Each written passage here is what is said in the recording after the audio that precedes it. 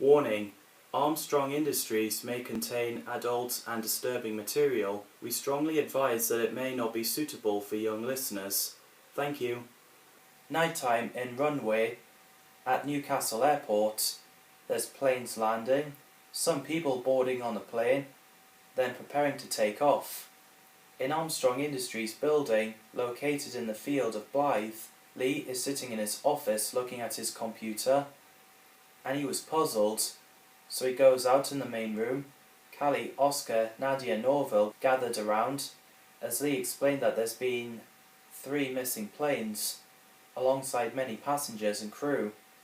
So the team got out the hub, then inside the black van, as Lee started the engine, he drove the van out of the field, onto the Blythe Road. The van drove onto the A1 road, and eventually parked outside the Newcastle Airport. So the team got out the van, they walked inside the airport. Meanwhile, someone was watching Lee and his team on CCTV. So the team came to the passport control, speaking to the immigration officer. 2 of the planes that went missing were Hayes Travel, and one was TUI. Lee asked why the airport isn't cancelling the flights.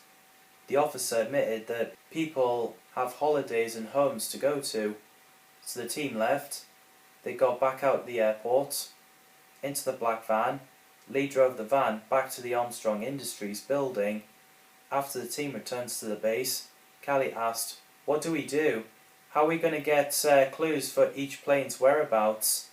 Lee has an idea and picked up his phone. Next day, at Armstrong Industries base, the door opened. The woman with blonde hair entered. It was Rebecca Birkinshaw, Becky for short, Sam's mum. Lee introduced Becky to the team and explained that she was a travel agent and that she can help with each plane's whereabouts. So Lee and Becky walked inside Lee's office.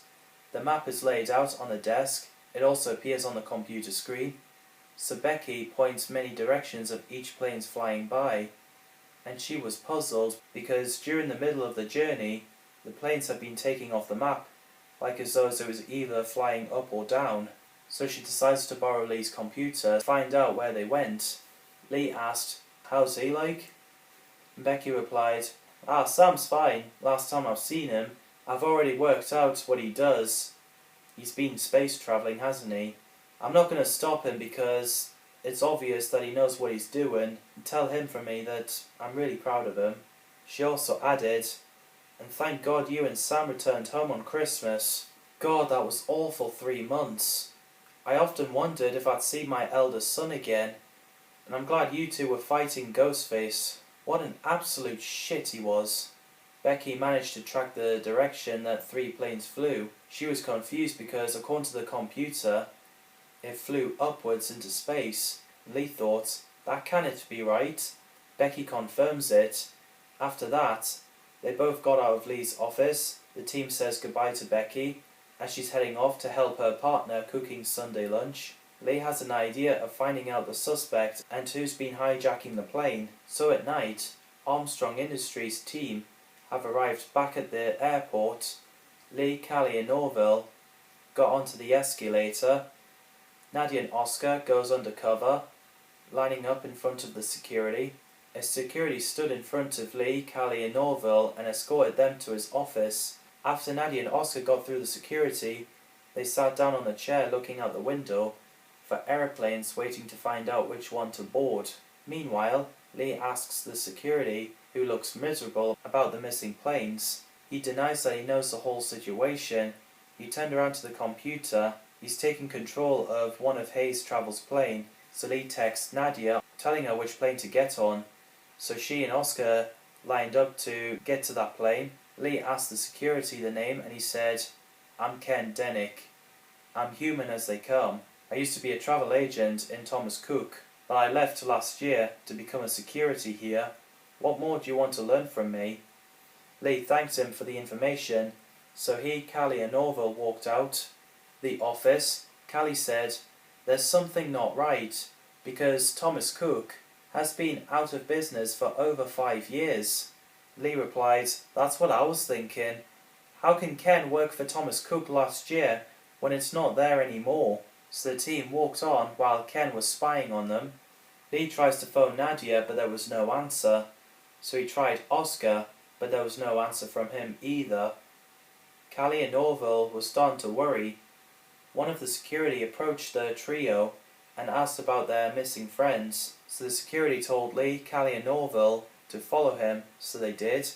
As they walked down in the corridor and stepped inside a plane, Lee, Callie and Norville sat down on the seats. There was quite a few passengers, 2 hostess, but what Lee and his friends haven't noticed is that Ken Dennick is on board the plane. As soon as the both doors closed, the plane started to move. Callie looked out the window as the plane speeding off from the runway and lift off into the sky. Norville was wondering where the plane is leading to. What Callie noticed out the window is that the plane is flying higher than the aeroplanes normally should. Lee asked, "Where the fuck is this plane going to?" The passengers were confused and scared. The crew and Ken were laughing. Aeroplane flew off from Earth into the blackness of space to rendezvous with a huge conical satellite geostationary orbit which no one has noticed up there. Space doors open and the plane goes inside. Norville commented, "It's no wonder why it disappeared from radar." The plane parked in the silo of the space station next to the other 4 planes. The crew pointed their guns at the scared passengers. Ken did the same to Lee, Callie and Norville. The doors opened and the crew demanded the passengers to move. Meanwhile, back in Newcastle Airport on Earth, air traffic control reported that 2 more planes disappeared off the screen. Ken got Lee, Callie and Norville off the plane. They looked at the passengers queuing up at the silo. Down in the corridor, there's a window of medical centre where 5 or 6 people were tied up to the chair, and there's green liquid in a big tank. Inside the stockroom, as Ken turned around, pointing his gun at Lee, Callie and Norville, one of Ken's hands reached to his face. He torn his face off and revealed his green slimy head, dripping down to the airport uniform. Lee and his friends looked in horror. Ken said, "I am Ken Zola, the saviour and recreator of the Dennick race." The trio noticed that both aeroplane hostess tore off their face and let out their green slimy head. Lee asked, "What are your plans?" "What happened to Oscar and Nadia?" Ken Zola said, "They will be taken to the surgery room, as well as the other passengers, including you 3, to become like us." Norville asked, "You mean like turn human faces into green slime?" Ken Zola said, "Yes, there was hardly any of us left. After the war we had with Oryx Knights, we left our planet, Denza, and we were searching for what planet we need to start again." Norville asked, "So you picked Earth. You took many passengers from the airport to remake your species?" Ken Zola said, "Yes, once there are greater numbers, we'll be landing on Earth to make into the new Denza." Lee said, "It's against galactic law to do summit like that. We're not going to let that happen." Ken Zola said, "I'm afraid it's too late. Take them to the surgery room." So Dennick troopers grabbed Lee, Callie and Norville and moved them out of the room. Back on Earth, PC Gary Tucker and the police investigated the airport, trying to find out where 5 planes went, and Gary realizes that Ken was a fraud. Lee, Callie and Norville are tied up to a chair. In the surgery room, where the big tank green slime is, what Lee sees, a man refusing to be on the chair. So then one of the Dennick grabs that man, then his body and bones have melted into a puddle, with the blood and organs spilling out. Lee commented, "That's the most fucking disgusting thing I've ever seen." So then the machine was turned on. Lee, Callie and Norville, not knowing what to do, believing this is it. But then Oscar and Nadia burst in with the metal flaming torch. They burnt all Dennicks in the room. Lee said, "Cheers, how did you get here?" Nadia explained, "Me and Oscar hid under the seat. We realized that those things have no bones. They're only made of liquid, with bits of solid. We realise burning them is a way of stopping them, not bullets. Lee likes the idea. So Oscar and Nadia set Lee, Callie and Orville free, so he sends reinforcements. So Lee and his team grabs the metal flaming torch. As there's more Deniks coming, so Lee and his team burns a few of them off. Oscar and Nadia set the passengers free and tells them to run, so they did. Lee barged into the stock room where Ken Zola is standing, saying, "You will never get away with this, Lee." So Lee replied, "I think I will." So he burned Ken Zola to death. Oscar and Nadia got half the passengers into one of the Hayes Travel aeroplane, and the other half in TUI plane. Callie, Norville and Lee have finished burning all Deniks off. The space station is on self-destruct, counting down to 5 minutes. So Lee and Callie shouted, "Shit!" Norville said, "We have to get out now." So the trio ran down the corridor. They got to the silo, with the tannoy saying 4 minutes remaining. Lee, Callie and Norville climbed inside Hayes Travel aeroplane. 3 minutes remaining. As the door closed, Lee asked, "Does anyone know how to fly a plane?" 3 of the passengers raised their hands. Lee tells them to get the plane out of the space station.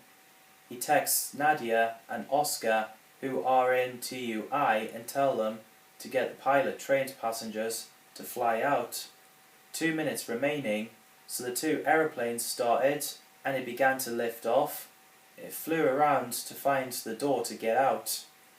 1 minute remaining, both planes have flew out the space station into space, and the Earth is shown outside the windows.